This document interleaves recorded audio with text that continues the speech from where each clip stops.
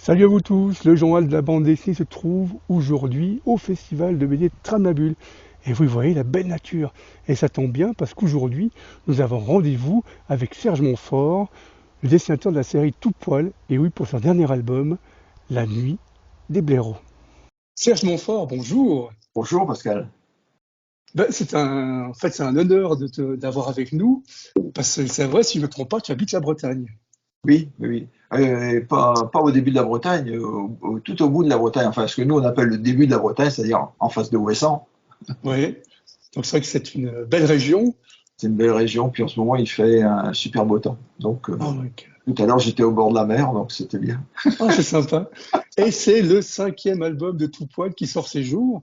Et en Oui. fait, c'est presque une double question. Au départ, comment est né Tout Poil et en même temps, d'où vient cette passion pour la nature?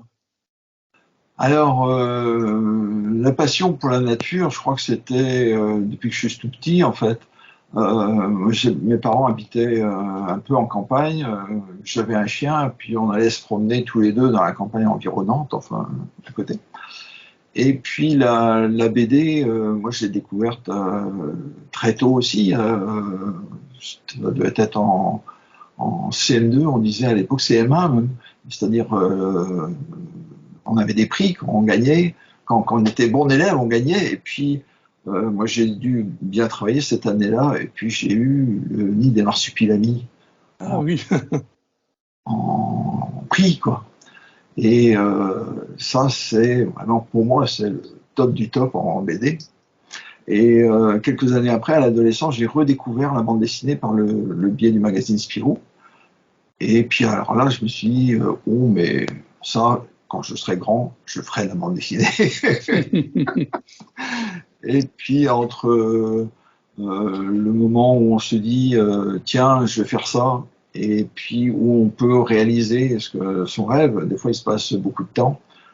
Alors bon, ça avait été, moi j'ai été assez long à le faire. Puis un jour, il y a un éditeur breton qui m'a demandé un projet BD. Et pour moi, donc j'ai réfléchi au sujet. Pour moi, c'était le genre animalier forcément qui allait fonctionner pour les enfants, parce que je voulais faire de la BD enfantine. À ce moment-là, évidemment, tout le monde se détournait de la BD enfantine. On allait plus vers la BD adulte. Et puis, je me suis dit, ben oui, mais quoi faire en BD enfantine et en BD animalière? À l'époque où moi je le pensais, je veux dire, la biodiversité commençait déjà à s'écrouler. Bon, les espèces disparaissaient, et ça, c'était il y a quand même 20-30 ans. Hein. Attention, ouais. c'est pas d'aujourd'hui qu'elle disparaît, malheureusement. Et donc, je me suis dit, mais tiens, je vais faire une BD animalière qui parle de la faune sauvage européenne, celle qu'on ne connaît pas. On connaît les éléphants, on connaît les tigres, puis on ne connaît pas le lynx, on connaît pas le loup, hein, d'ailleurs, à proprement parler. Et donc, je me suis dit, tiens, je vais faire ça. Et je vais commencer par un animal totalement inconnu, qui avait quasiment disparu à l'époque, qui était la loutre. Et je me suis aperçu que le concept plaisait. Alors bon, voilà.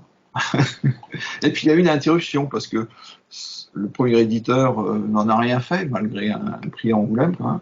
Il n'en a rien fait.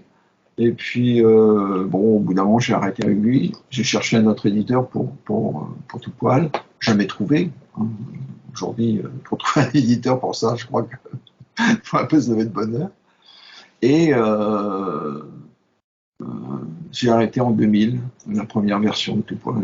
Puis on n'a pas arrêté de me demander la suite pendant pas mal d'années. M'inviter en festival, en bibliothèque.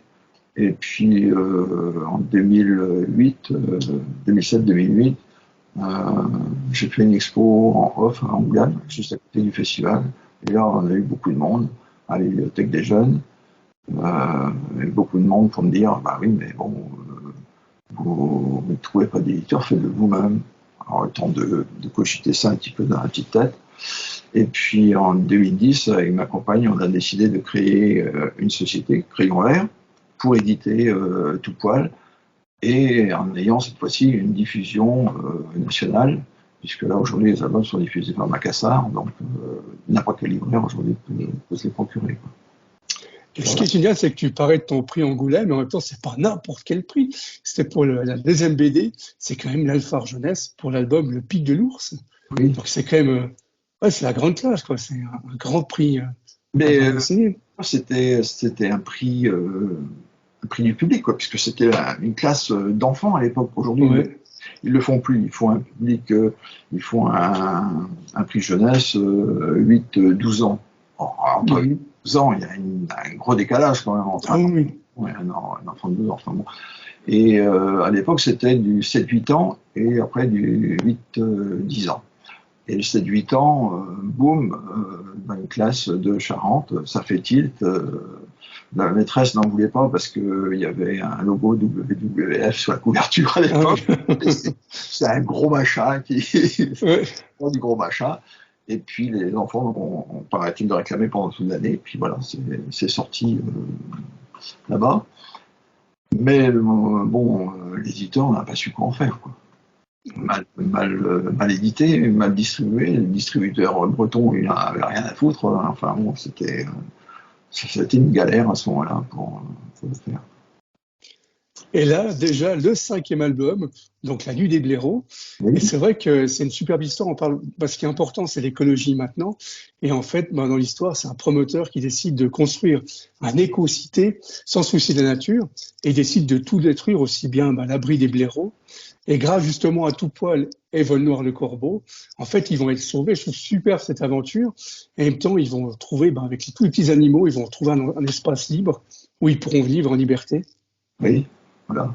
Et en fait, l'histoire du blaireau, c'est un peu l'histoire générale de toute la faune sauvage aujourd'hui.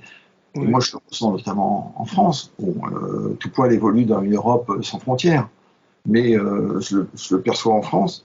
Malheureusement, à côté, en Suisse, j'ai l'impression que ça ne se porte pas mieux.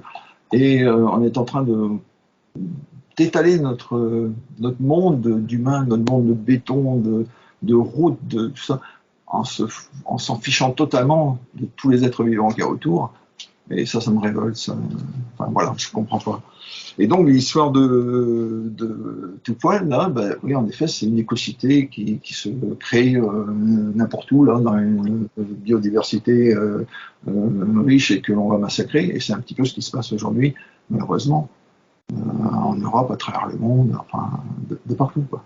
Donc, pour moi, c'est important de sensibiliser aujourd'hui des enfants de 6, 8, 10 ans, puisque c'est cette tranche d'âge-là que Tout Poil vise, euh, pour que demain, le monde soit un peu mieux. Et ce qui est très intéressant dans tes bandes dessinées, c'est qu'on a croisé aussi bien l'ours, les lynx, le loup, et maintenant on est avec le blaireau. Et moi, ce que je trouve très intéressant, c'est qu'il y a le côté didactique à la fin. C'est-à-dire qu'on fait connaître, c'est-à-dire que tu les as dessinés, et après on fait connaître en fait les animaux où ils habitent aux enfants. Et c'est vrai Ben, que c'est très important. les histoires de Tout Poil, en fait, sont hyper documentées. Moi, je fais beaucoup de recherches sur l'animal, sur l'espèce. Je lis beaucoup de choses sur les espèces, d'ailleurs, y compris l'espèce humaine. Mhm. Et j'avais, pour chaque histoire, j'ai un monceau quand même de documents. Bon, maintenant, ils prennent un peu moins de place parce qu'il y en a pas mal sur l'ordinateur quand même. Mais j'acquiers beaucoup de connaissances sur l'espèce et que je ne peux pas tout utiliser dans l'histoire parce que tout n'est pas nécessaire au développement de l'histoire en question. Et je me disais, mais tiens, ce serait bien de faire autre chose, d'ajouter un plus à l'album. Donc aujourd'hui, ben, j'ai essayé de faire un vrai documentaire à la fin, c'est-à-dire un point sur l'animal, qu'est-ce qu'il est, pourquoi est-ce qu'il a disparu, pourquoi est-ce qu'il peut revenir, une biblio, une page surtout dédiée aux associations de protection d'animal, tout en faisant, donc cette partie documentaire n'est que en fait quelque chose pour continuer l'histoire. C'est-à-dire que aujourd'hui, Tout Poil, c'est une aventure, je veux dire, classique de BD. À la fin de l'histoire, le lecteur peut se dire Bon, ça, je suis bien, mais oh, là, j'ai pas envie de lire le documentaire, il ferme son bouquin, puis terminé. Et puis vous avez des enfants qui sont quand même très curieux aujourd'hui de nature, de savoir pourquoi ceci, pourquoi cela. J'ai pas mal de parents pour me dire, bah, après on est obligé, on a assez de questions, on est obligé de... Et ben voilà, si l'enfant aujourd'hui est un peu curieux, ben, il va essayer d'en apprendre plus et puis il va se dire, tiens, là, il y a des choses qui sont intéressantes à savoir. J'ai des bouquins à ma disposition, j'ai des DVD, enfin bon, des tas de pistes. Et bon, ça, visiblement, ça leur plaît bien. Donc ils vont à l'école avec, hey, maîtresse. Et ma dernière question, tout poil est un chien. Est-ce que ça a été un de tes compagnons à quatre pattes ou bien c'est un chien que tu as imaginé? Euh, bah, je pense que bon, j'ai eu un chien pendant donc à l'enfance, hein, à partir de 6-7 ans. Je l'ai perdu à l'âge de 20 ans, 22 ans. Donc c'est un chien qui m'a accompagné de la petite enfance à l'âge adulte. Et je trouve que c'est un merveilleux compagnon. Le chien, en plus, pour expliquer la faune sauvage, c'est à la fois un animal domestique et un ancien loup. Donc, il connaît bien le monde sauvage. Le monde sauvage peut communiquer avec lui. Et moi, je me rappelle que mon chien, il partait des fois, il quittait la maison, il allait se promener dans la campagne, puis il revenait après. Et puis moi, j'allais avec lui dans la niche, et puis parce que c'était une grande niche. Et puis, Mhm. et puis on discutait dedans, et je lui demandais de me raconter son histoire, mais évidemment, je ne comprenais pas totalement. Et donc là, j'ai fait un chien que tout le monde peut comprendre. Et puis c'est le chien qui va raconter sa propre histoire. C'est ça. Oui, c'est génial pour ça, oui. C'est pas moi, moi j'y suis pour rien. Je suis que Non, là. non. Alors, je te remercie beaucoup, Serge Monfort, de nous avoir accueillis du temps. Merci de m'avoir accueilli, surtout parce que C'était un grand plaisir. j'espère qu'on pourra se revoir un jour en Oula ou Avec ailleurs. un grand plaisir ou ailleurs, ou tu viens nous trouver une fois en Suisse. Oui, j'ai un Oui. festival par là-bas. Alors, merci beaucoup. Une bonne fin de journée. Merci, toi aussi. Merci beaucoup. Au revoir. Will take you far away.